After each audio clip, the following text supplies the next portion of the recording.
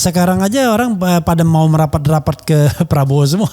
Oh, Dasko aja, luar biasa didikan. Saya kasihan, makanya saya bilang sama Dasko, mudah-mudahan I congratulate, saya bilang ini cuman ya be careful aja gitu ya.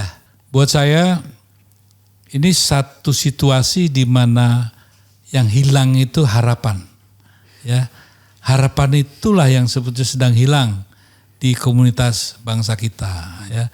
Sebetulnya apa ya? Ya sebenarnya saya nggak enak, ini kan presiden kita pun masih presiden kita ya. Ya. Udah bilang bahwasanya licik mungkin ya. Gitu. Iya. Tapi kalau cerdas itu ya kecerdasan itu biasanya kan harus ke wilayah positif ya. Iya. Kalau dia memang kelicikannya tinggi, jadi memang betul-betul dia tahu gitu.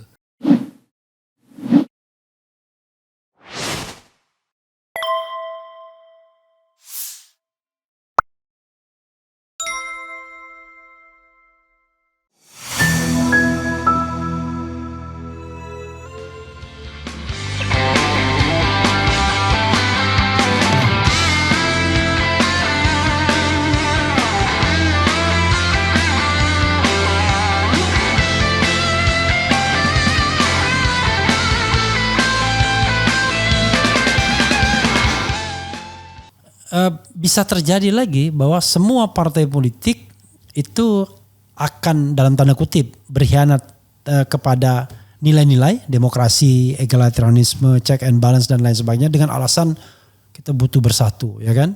Kita harus damai, membangun negara. Itu kan gaya-gaya yang otoriter itu sesungguhnya kan, tidak mentolerir perbedaan misalnya. Kalau orang mengkritik, Anda tidak mau ikut membangun dan lain sebagainya. Kalau nggak mau membangun jangan ganggu kan gitu. Pergi aja ke luar negeri. Saya merasa kok politik seperti itu yang akan berkembang, ya kan? Demi persatuan dalam tanda kutip, maka suara-suara oposisi, suara kritis ini akan terbungkam dan akan dibungkam begitu. Dan kita tidak ada pembelanya karena semua partai politik gabung dan pemerintahan. Ya, sejarah kan membuktikan. Ya. Bahwasanya juga tidak hanya partai politik yang menentukan eksistensi atau perjalanan sejarah ke depan. Civil society juga, ya kan. Makanya ini tantangan bagi kita gitu ya. Artinya are we going to surrender gitu kan. Artinya memberikan semua kepercayaan pada partai politik atau kita bisa bangun kekuatan alternatif. Orang bilang susah, yang bilang gampang siapa?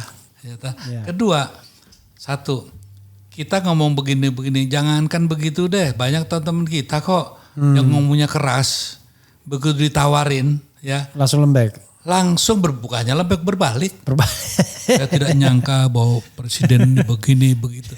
Jadi sebetulnya kalau saya tidak takut bahwa sudah tahu orang partai ya begitulah gitu ya. Yang lebih menyedihkan kalau kaum akademisi ya. Sekarang profesor baru bangkit sekarang ini. Berapa lama? Ya. Para agamawan aja sekarang udah mulai bingung nih ya. Dengan tambang. Satu nerima tambang, satu kagak, sekarang nerima juga gitu kan. Ya, jadi hal ini yang sebetulnya menjadi pemikiran keprihatinan saya yang lebih dalam daripada kelakuannya para politisi ya di partai-partai. Karena memang sudah semacam bangunan yang kita tahu hasilnya minimum 70% bisa ditebak.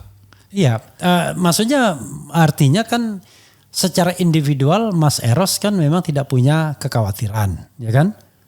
Karena tidak punya ketergantungan baik secara ekonomi, politik, sosial kan kepada siapapun. Tapi kan kita bicara tentang generasi ke depan yang barangkali masih bergantung secara ekonomi, negara ini baik atau enggak, ada kerjaan apa enggak, secara politik juga begitu. Secara sosial juga bergantung kan, kalau kita ngomong pribadi kan struggle, kita bisa struggle sendiri. Tapi kan banyak orang-orang yang tidak memiliki kemewahan. Makanya itu. saya senang Anda nanya gini. Ya. Saya senang. Artinya kan Anda dengan pertanyaan ini Anda menyatakan sebetulnya ya, bahwa this country run by whom gitu kan. Iya. Bukan hanya Jokowi. Orang nyari kerjaan kemana sih? Iya. Ke pabrik-pabrik kan. Ke apa sih? Siapa yang punya siapa mereka itu semua? Iya. Jadi maksud saya, apakah kita tuh hanya mempermasalahkan Prabowo dan Jokowi? Apakah yang tidak lebih jauh dari itu? Siapakah yang sebenarnya running the country? Siapa sih yang megang minyak sawit, siapa sih yang megang minyak tanah, siapa sih yang megang kedelai, siapa sih yang megang ini, siapa yang itu. So kalau semuanya itu di tangan siapa? Negara. Come on, kita tahu lah Bung Arun ya. Yeah. Kita tahu. Nah jadi artinya perlawanan kita tuh tidak bisa kasarannya secara emosional saja, dipancing kita digiring, seolah-olah problem utamanya ini, padahal enggak. Ini cuma bonekanya. Iya. Ya, sementara yang ini siapa? Ya, contohnya ada kawan saya juga yang baru ini, ya baru aja masuk wilayah udah jadi wah luar biasa kayaknya gitu kan. Kalau nggak sebut nama kan nggak etis ya. Tapi begitulah dan mereka mengendalikan semua. Sekarang ini deh, emangnya harga beras semahal ini ya enggak lah. Enggak lah. Nah, apakah kedelai, apakah ini semua kita investigasi. Anda bayangkan kekuatan mereka seperti apa. Per day, berapa triliun yang masuk ke mereka dan berapa triliun yang kita ngemis ke mereka. Yeah. Nah ini kenapa nggak dibicarakan? Yang dibicarakan cuma bagaimana menggulingkan ini, menggulingkan itu. Emangnya kalau Jokowi digulingkan, gitu, selesai enggak? Iya enggak. Tapi yang lebih penting kan saya bilang makanya gimana, Jokowi cuma simbolnya aja ya. Tapi kekuatan yang real gitu. Bagaimana contohnya saya orang yang sudah di tahun 75 sudah diberi pelajaran oleh Johan Xiang gitu ya. Bahwa tahun sekian akan ada orang namanya ini yang akan jadi rajanya pengusaha-pengusaha di Indonesia gitu ya. Jadi mereka siapa terencana. Johan siapa tadi? Apa? Johan siapa? Johan Xiang yang punya BUMN. Babun. Gitu. Oh, Johan Xiang. Johan Xiang. Johan Xiang, oke. Ya, jadi mereka tuh tertata, waktu mereka tersingkir di BLBI, mereka juga tidak bodoh. Makanya saya bilang biarin aja mereka seolah-olah memiliki, tapi kita yang menguasai dan itu terjadi. Kita seolah-olah memiliki tambang, yang nguasain siapa? Gitu kan? Nah, kita seolah memiliki subur ijo ruyu apa siapa? Nggak ada, mereka kok semuanya gitu. Nah masa ini nggak terpikirkan. Nah kalau kita bergerak dibilang rasialis, oh enggak. Kalau bilang rasialis sorry ya, saya sih ketua pendiri dan dewan pembina yang namanya Bhinneka Tionghoa Nasionalis Indonesia. Ya jadi kalau bilang rasialis enggak. Tapi ada segelintir dari mereka yang mengatasnamakan rasialisme sebenarnya mereka beroperasi di balik itu. Ya. Sehingga seolah-olah kalau kita menyerang kita yang rasialis. Padahal mereka sangat rasialis. Mana pernah sih ya toh? Mereka bersatu kok gitu ya. Nah kita aja yang bodoh nih. Dikasih partai ini ributlah sendiri. Mereka kongkowan terus. Oke, pertanyaannya adalah sekuat apa Prabowo bisa more independent dibandingkan Jokowi terhadap mereka? Di sinilah kita nanti rapornya Prabowo ditentukan. Kalau 100 tahun pertama, 100 hari pertama, kita melihat ini ya kita udah tahu harus gimana. Oke, cukup ya. 100 hari udah kelihatan. Udah kelihatan lah, pasti kelihatan. Nah makanya saya bilang bahwa memang kenapa sih janganlah Ban Serap ini jadikan burden itu kan. Siapa sih Gibran itu kan ya. Iya. Ya kan, tapi kita sekarang mau apa ini gitu. Kalau kita cuma memperolok-olok aja nggak selesai lah ini ya. Tapi bikinlah satu blueprint yang benar gitu kan. Bahwasanya masa sih sekarang kekuatan real bukan di kita masa nggak sadar-sadar juga gitu ya. Kita menentukan apa sih? Menentukan apa? Beras, kopi, apa you name it lah. Apa?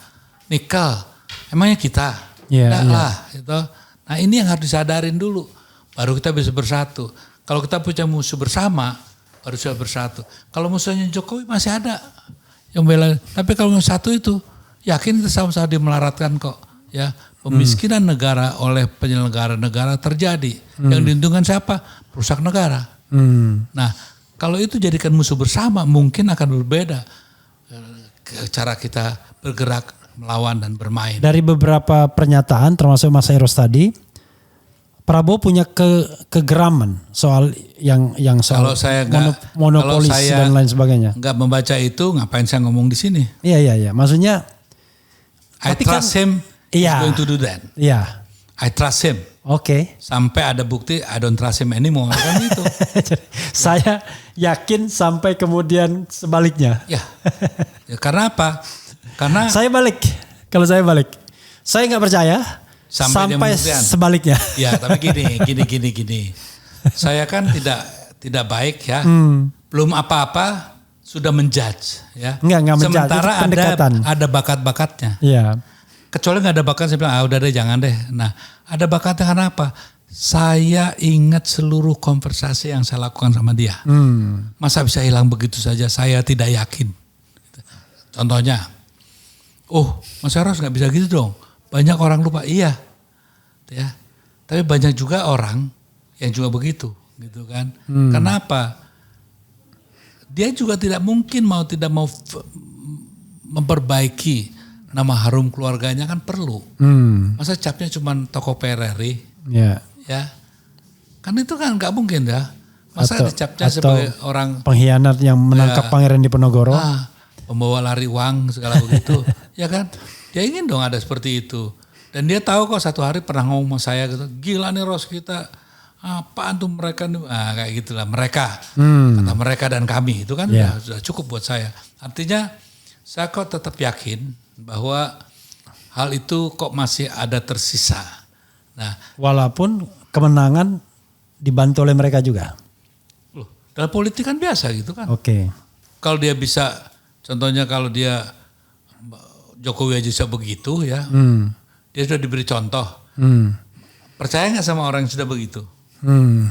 Bisa dipercaya nggak? Apa juga akan dipercaya juga? Dulu dia bisa terhadap A. Terhadap B kan mungkin aja bisa terjadi terhadap C gitu kan. Sekarang korbannya mungkin Mbak Mega. Satu hari mungkin si Bowo kan gitu ya.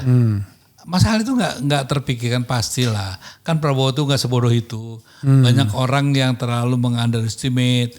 Ya kalau soal controlling emosi iya gitu kan. Tapi mungkin dengan umur dan faktor-faktor yang lain bisa saja berubah kan. Nah, saya sebagai teman yang mendoakan yang baik gitu kan. Walaupun memang tidak mudah ya. Tapi saya kenal contohnya gini deh. Saya pancing nih. Anaknya Hashim itu kan ya pada umumnya sama saya dekat sama Om segala gitu ya. Yeah. Saya pancing gini dia enggak decent gitu ya. Saya dulu orang yang merobek kontraknya si Happy sama Bowo ya. Untuk untuk ada satu impor tertentu gitu ya. Ya. Dan itu bisa dilakukan sama orang dalam. Dulu kan saya orang dalam. Iya. Jadi nanti nih kalau umpamanya gini loh, Bowo itu sangat strict soal gituan. Saya nggak yakin seorang bilang kan nanti yang akan memerankan ini semua adalah Hashim. No.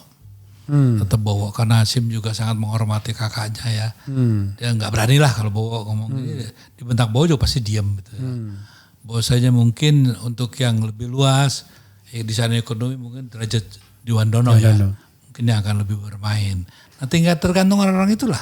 Kalau menurut saya sih, knowing the family gitu ya, mungkin kok saya masih mempunyai tersisa hope ya, bahwa untuk tidak melanjutkan kebobrokan ini masih tersisa gitu ya.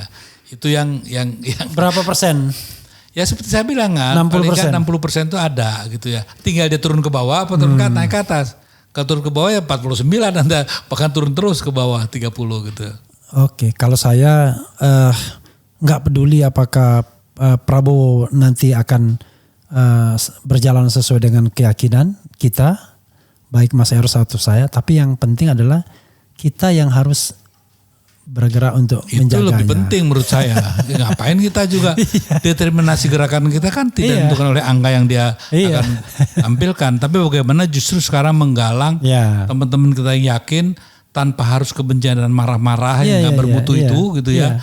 Tapi bagaimana kita duduk bersama ya di satu pemahaman dulu gitu. Ini mau aja kemarin aja kita duduk bersama ya. Lihat aja kayak begitu ya. Tapi yang jadi masalah begini. Kan kita kan ingin coba misalnya kita balikin. Misalnya kalau melihat tren pemerintahan sekarang. Ini belum dilantik aja sudah berbondong-bondong itu Gerindra itu menguasai BUMN itu. Mulai dari komut kemudian Mind ID, Komut Pertamina, Komut Pusri, kemudian macam-macam ini. Padahal belum dilantik itu. Kita lihat aja, itu juga satu hal yang jadi pertanyaan ya. Yeah. Karena memang juga apakah itu juga kesadaran bahwa memang dilakukan oleh rezim yang lama, ya, sehingga untuk wipe out gitu ya. Karena yang berkuasa tidak mau dikendalikan oleh, ini dia menunjukkan di koin yang lain melihatnya bahwasanya menghapus bayang-bayang atau bayangan Raja Lama itu mungkin salah satunya dengan upaya itu, siapa tahu. Atau membangun keserakahan baru, itu kan satu hal yang masih jadi pertanyaan. Sehingga menurut saya memang ini satu pertanyaan yang cenderung mengkhawatirkan. Ya. Tapi bukalah sedikit kemungkinan juga yang lain. Ya. Sehingga kita, kenapa kalau saya gerak saya kan tidak determined by them gitu kan. Determinasi ada di tangan saya. Sehingga gerakan ini harus tetap kita yakinin bahwa apa yang kita yakin bahwa Indonesia dengan ini nggak benar ya harus kita yakinin nggak benar. Saya pun disogok apapun, mau di apapun, kayak kemarin saya telepon sama Ara juga. Saya bilang it's your personal problem saya cuma ini kok, saya bilang gitu ya. Jadi kita harus pisah-pisahkan lah ya. Nggak kayak Ara dimusuhin sama teman-teman, itu urusan mereka lah ya. Urusan saya bukan itu, urusan saya lebih jauh dari itu ya. Maksud saya, my concern is about my nation itu kan. Mas Eros, ini mungkin udah akhir-akhir. Indikator ya kalau kepercayaan Mas Eros itu on the right track terhadap Prabowo apa? Ada 1-2 you name it mungkin. Berapa ada 1-2 indikator yang kemudian ini jelas nih arahnya. Misalnya di mana? Dia satu yang kalau bilang komet itu iya. Enggak, maksudnya tindakan yang bisa kita katakan sebagai sebuah indikator. Dari yang kecil-kecil aja. Dari yang kecil. Kalau yang besar kan dia di wilayah apa kan saya nggak ikutin tiap hari. Jadi nggak mungkin saya bisa ini kan. Karena hal-hal yang juga mungkin jadi catatan minus juga ada. Ya kan. Tapi gini deh. Kalau dia... saya ada teman datang mengatakan yang benar, dia betul-betul fight untuk itu. Jadi tidak cuman janji-janji harapan palsu itu enggak, dia lakukan betul. Itu yang saya tahu saya ya. Tapi yang memang juga jadi pertanyaan, kok kamu mau sih dikasih tugas untuk bikin sawah yang enggak benar itu gitu ya. Itu kan ada hal-hal yang justru membuat kita masih jadi tadinya 80 turun 20 jadi 60 gitu ya. Belum sampai 40 saya gitu kan. Ya, belum sampai 40. Karena apa? Karena saya lihat kan surroundingnya. Ya. Keluarganya itu saya kenal betul ya. Tidak mengajarkan itu. Dan dia enggak juga malu kalau punya saudara seperti itu gitu kan. Saya sangat dekat dengan keluarganya. Bukan karena saya kuat jadi subjektifnya terpengaruh itu enggak. Biasanya ada satu hal yang setelah Pilpres langsung ini adalah godaan untuk the second term of office, ya kan? Dan biasanya itu sudah dimulai di tahun pertama dia menjabat di periode pertama. Dia udah pikirkan itu dan biasanya semua lawan politik dia patahkan kakinya biar nanti the last tidak ada lawan politik. Saya kira Jokowi melakukan itu, SBY juga melakukan itu to some extent. Nah untungnya yang satu ini mungkin kondisi fisiknya juga mungkin tidak terlalu bersahabat untuk keinginan itu, ya sehingga mungkin dia akan mengambil langkah yang bisa saja tidak seperti Jokowi yang masih dalam kondisi yang berbeda. Oleh karenanya saya pikir kok satu hal ya memang semua bisa terjadi. Saya juga makanya nggak berani mengatakan ya bahwa memastikan ataupun sok tahu memberanikan diri mewakili seolah-olah kata begitu enggak. Saya bilang cuman satu harapan dari seorang teman ya. Oh saya mengenal, sayang deh. Gue kan tahu lo nggak gitu lo jangan gitu dong gitu kan. Lu jati diri lo aja, lo jadi lo sendiri deh gitu kan. Kan sebagai teman gitu harapannya ya. Yang saya tahu lo kan nggak gitu. Masa lo gara-gara jadi begitu gitu. Yang begini kita butuhkan di publik, tidak hanya di belakang. biar publik ada guidance ya kan. Loh, Mas Eros ngomong begitu. Mas Eros ini orang yang tahu betul Prabowo itu seperti apa. Kan kadang-kadang banyak orang kalau dia kenal baik ngomongnya di belakang layar doang. Dan kita tidak tahu progresnya apa kan. Tapi kalau di depan publik kan ada sesuatu yang bisa kita pegang. Saya sudah menyampaikan kepada Prabowo begini. Ini contohnya nih, terakhir ya. Baru di malam itu saya ngomong sama dia, demi Allah Mas Eros, bukan gue yang bunuh orang-orang itu. Mungkin karena gue nggak bunuh, gue dipecat gitu. Ya kan? Si itu tuh, cuma saya nggak, ini nggak etis ya, jangan. Si itu, dia itu semua. Mas Tan tahu kan yang ditelepon sama pasukan dia kan, untuk merilis si Desmond Haryanto, kan saya langsung yang deal sama mereka. Gitu kan. Gimana Desmond harus kalau diturunkan nggak boleh nongkrong belakang, Haryanto harus dijemput begini, nggak boleh ngomong begini. Saya semua yang deal sama mereka. Lo tau kan Mas, gue nggak bisa nembak katanya. Orang yang nggak bersenjata kuat tembak nggak mungkin Mas. Itu melanggar konvensi Geneva. Dia bilang, gue ini militer yang punya aturan gitu. Ya gue nggak bisa. Konsekuensinya gue begini kalau dipecat gara-gara itu. Ini omongan dia. Ya artinya dalam hal ini banyak orang yang tidak dengar pernyataan itu langsung loh ya. Demi Allah bukan aku Mas. Kan gue ini dipecat gara-gara gue gak bunuh abisin. Diperintahkan selesaikan ya gue selesaikan dengan cara gue. Dia bilang gitu. Ya, tapi si itu tuh pasti. Si itu. Sebab jadi kalau ada yang hilang bukan gue lagi tuh Mas. Gitu. Jadi hal ini kan banyak yang terselubung. Karena yang buruk itu di bahwa itu PR politiknya, sangat buruk menurut saya ya. Juga di Mbak Mega juga kan gitu kan, PR politiknya jelek sekali menurut saya gitu kan. Tapi kalau di Jokowi PR politiknya jago tuh, pinter dia, mengolah dia tahu zaman medsos perkembangannya gimana. Ya mungkin bedanya adalah Jokowi orang yang mau mendengar masukan konsultan komunikasi politiknya.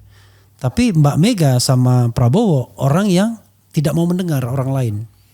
Ya saya rasa itu salah satu juga hal yang. Atau orang gak berani menyampaikan. Ya yang ini kan satu. Sebetulnya apa ya. Ya sebenarnya saya gak enak. Ini kan presiden kita pun masih presiden kita ya. Ya. Sebenarnya bilang bahwasanya licik mungkin ya. Gitu. Iya. Tapi kalau cerdas itu ya. Kecerdasan itu biasanya kan harus ke wilayah positif ya. Iya. Kalau dia memang kelicikannya tinggi, jadi memang betul-betul dia tahu gitu. Walaupun dia punya kartu as, dia bilang, wah kok kartu saya cuma 2 semua nih. Iya. Gitu. Jadi memang dia orang yang bisa bermain seperti itu. Sementara Mbak Mega dan Prabowo ini aktor yang kurang nggak bisa dapet citra dia gitu ya, karena nggak bisa memainkan peran yang sangat luar biasa gitu kan. Ya, tapi mungkin juga orang keseganan orang. Saya kan punya pengalaman misalnya ngobrol sama saya Mbak Mega belum pernah, bayangkan. Tidak punya saya kesempatan untuk ngobrol sama Mbak Mega, tapi sama Jokowi, Prabowo, SBY pernah. Kelihatan betul. Ya. Kalau Jokowi itu orang yang kita ngomong panjang pun dia dengerin. Iya. SBY dia ngomong duluan panjang-panjang baru kita sedikit. Nanti dia kan? Lagi kita panjang. Prabowo kita mikir-mikir ini orang lagi happy nggak? Iya. Kalau kita mau ngomong itu nggak bisa anytime, tergantung moodnya dia. Kan susah kalau ada pemimpin yang misalnya saya kita kasih masukan. Saya paham ya memang ini satu apa ya, nggak tahu negeri ini punya dosa apa gitu ya. Iya. Kok setiap ada pemimpin baru ya pasti ada hal yang enggak gitu ya. Contohnya apa? Di saat itu juga negara yang begini besar, Gus Dur yang waktu masih dalam keadaan kurang sehat gitu ya, bisa jadi presiden kan. Lalu orang yang maaf aja yang ya menurut saya sih pengalamannya seharusnya belum mencukupi gitu ya. Dia learning by doing itu kan dia lakukan ya. Tapi pada saat jadi presiden pertama kan kayak Pratikno. Kan Anda juga pernah jadi staf susnya. Iya 4 bulan. Kan? 4 bulan. Iya banyak blendernya kan kayak gitu. Saya juga membantu dia cukup baik gitu ya. Tapi ya sudahlah. Menurut saya gini. Jangan kita itu menempatkan seseorang ngelihatnya hanya dari sekarang. Harus ada dong kelihatannya ya. Track recordnya bisa dilihat. Kalau saya dari pertama saya udah nggak yakin gitu loh. Itu bisa tanyakan oleh Mbak Mega. Terhadap Jokowi? Iya, saya nggak yakin. Karena apa? Karena menurut saya karena juga belajar masalah acting segala gitu kan. Saya lihat ada hal-hal yang tulus, yang tidak, apa kan bisa terbaca dengan baik gitu kan. Dan saya tanyakan kepada orang dekat saya, cara saya menyelidikin orang kan tidak langsung gitu aja. Saya selidikin ininya apa, orang pegawai dekat-dekatnya, teman dekatnya, semua saya sudah rekord semua. Sehingga saya bilang sama Mbak Mega, please Ma, be careful gitu. Dan hari pertama aja dia sudah lonely ya. Waktu dia memberikan kekuasaan itu kan jam 7 pagi yang 2014 itu kan. Wah semua pada ngumpul di Kebagusan. Baru jam 8 aja semua udah kosong. Tinggal yang tinggal anak saya, terus apa itu si Rini sama Kapolri yang dulu tuh sama orang Banten tuh ya. Mana yang lain semuanya udah ngiriin Jokowi. jadi memang. Dan itu khas Indonesia kan. Sekarang aja orang pada mau merapat-rapat ke Prabowo semua. Oh Dasko aja luar biasa didikan. Saya kasihan, makanya saya bilang sama Dasko, mudah-mudahan I congratulate, saya bilang ini cuman ya be careful aja gitu ya. Ya saya bilang. Apalagi kalau orangnya masih muda, masih ganteng, masih apa, itu godaannya lebih banyak lagi. Iyalah. Jadi kaya, berkuasa, gagah, ganteng, bahaya itu. Itu. Mas Eros, ini terakhir ya, cuma trivia pertanyaan ringan. SBY atau Mega? Untuk apa? Milih aja. Preferensi. SBY atau Mega? Ya. Dalam konteks apa? Dalam konteks pribadi Mas Eros, in general. Itu bukan satu pilihan yang harus saya nyatakan. Oh. Iya. Karena saya dengar Luhut mau dia. Luhut ditanya gini, Jokowi atau Mega? Ya Jokowi lah, kan dia kan bos saya. Tapi begitu Jokowi atau Gus Dur. Gus Dur.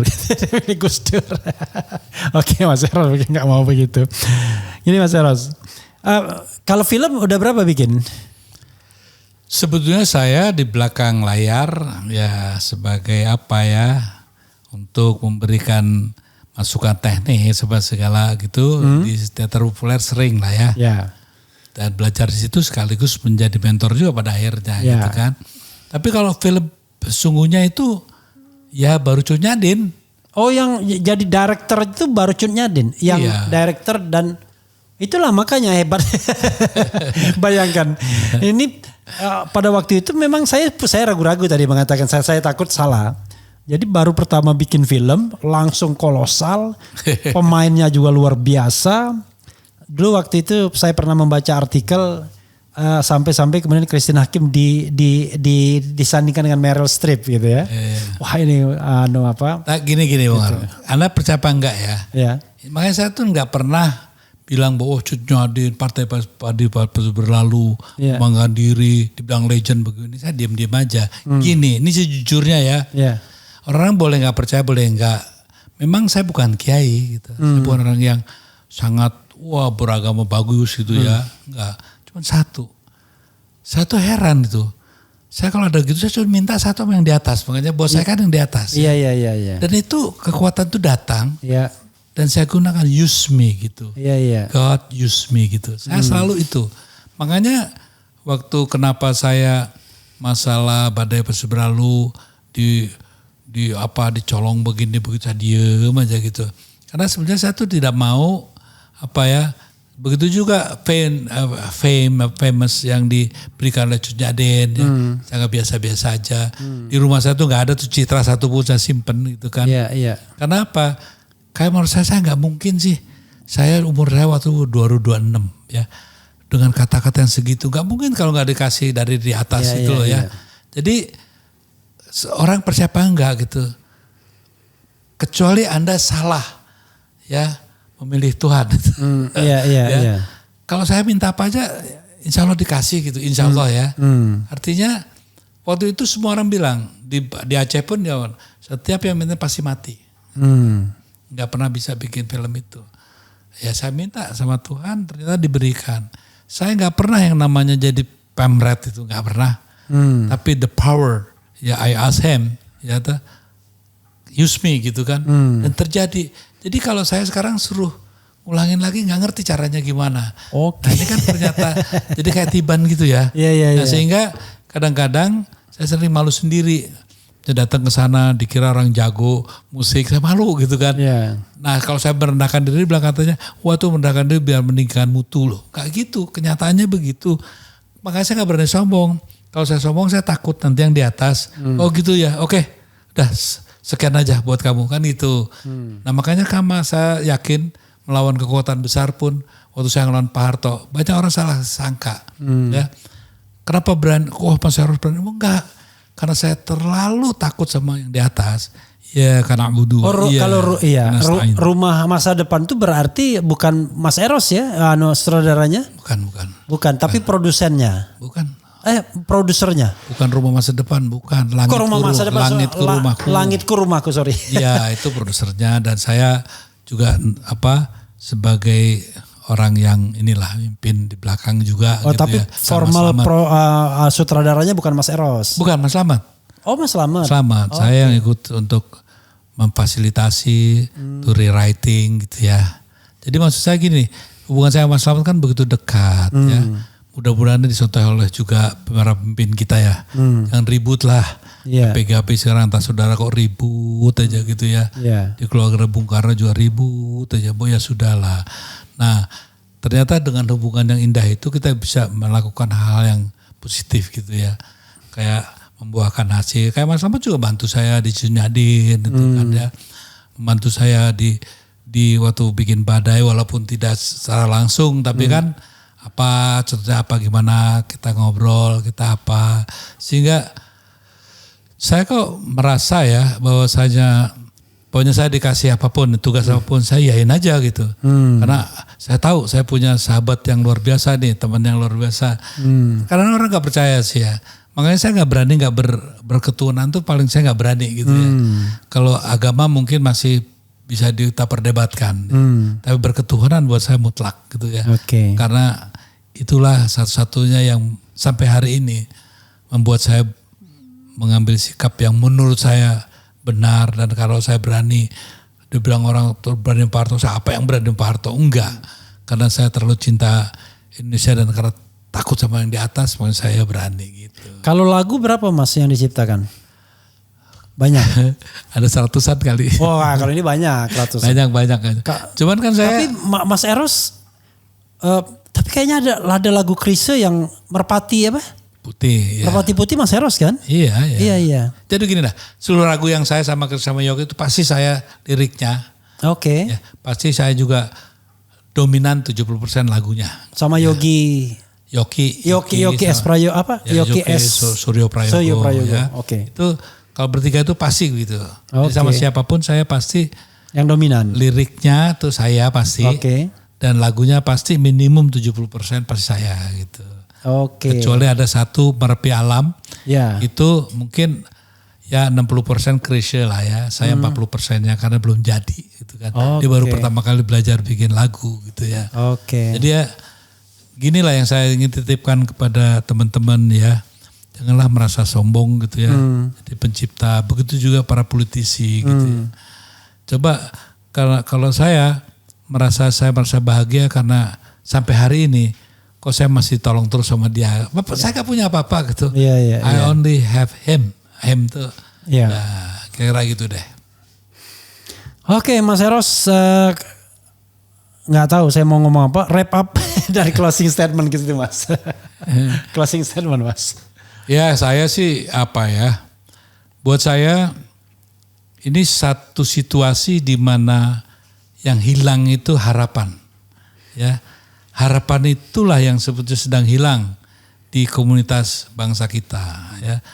Maka pemimpin ke depan cobalah bangunkan dan tumbuhkan harapan itu dengan kerja nyata gitu ya.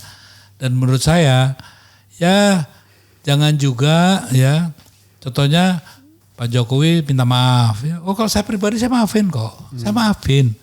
Tapi dalam konteks pertanggungjawaban sebagai kepala negara dengan beberapa keputusan politik dan langkah-langkah politik yang diambil kan nggak mungkin saya bisa memaafkan begitu aja gitu kan. Emangnya siapa saya? Harus ada pertanggungjawabannya. Saya minta juga tolong pikirkan kembali gitu ya. masalah contohnya apakah layak ya seperti PIK 2 yang sudah begitu udah punya siapa itu ya dan juga BSD gitu diberikan apa satu PSN yang menurut saya perlu dipikirkan kita bersama. Mudah-mudahan Pak Prabowo bisa mengambil keputusan yang lebih bijak. Menganulir itu bukan tindakan yang sifatnya mengkhianati, tapi justru menyelamatkan bisa juga. Apalagi masalah IKN gitu ya. Jadi masih banyak lah. Tolong mudah-mudahan memeriksa kembali ya pelaksanaan pasal 33 Undang-Undang 45 ayat 2 ayat 3 ya kepada siapa itu diberikan, tolong itu nanti kalau Mas Prabowo jadi presiden ya menjadi perhatian khusus sehingga bangsa ini mengalami satu shifting ya kekuatan di wilayah ekonomi yang pasti terjadi kalau itu dipersoalkan. Saya rasa itu yang paling penting saya titipkan. Dan mudah-mudahan kita tetap sudahlah, tidak usah lagi kita cengeng gitu. Apapun yang dilakukan oleh mereka, satu kita harus tetap bahwa komitmen kita untuk tetap berpegang pada pendirian kita di saat reformasi. KKN itu mutlak, tidak perlu kita bela lagi gitu ya. Dan demokrasi harus kita jaga sebagaimana harapan kita bersama di 98 bahkan di tahun 45. Itu aja titipan saya. Iya, saudara sekalian, cari a common language itu sebenarnya dua itu aja, demokrasi dan anti korupsi. Yang lainnya bisa kita diskusikan. Tapi kalau ini sudah cocok, maka mudah-mudahan apapun kita dimanapun, itu kita tetap tidak lost arahnya. Wassalamualaikum warahmatullahi wabarakatuh. Waalaikumsalam warahmatullahi wabarakatuh.